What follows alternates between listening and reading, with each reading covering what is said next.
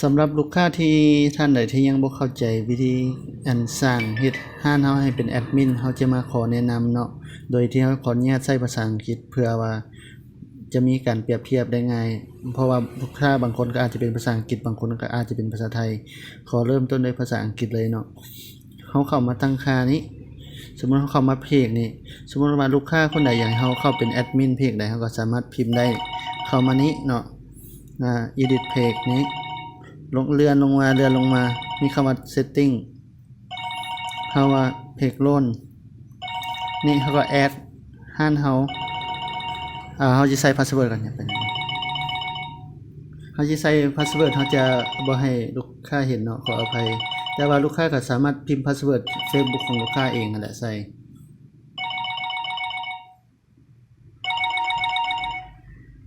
แป๊บนึงเลย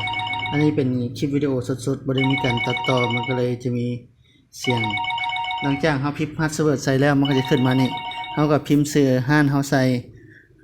ร้านเฮาแม่นชื่อร้านรับเฮ็ดโฆษณา Facebook ลูกค้าก็เขียนใส่รับ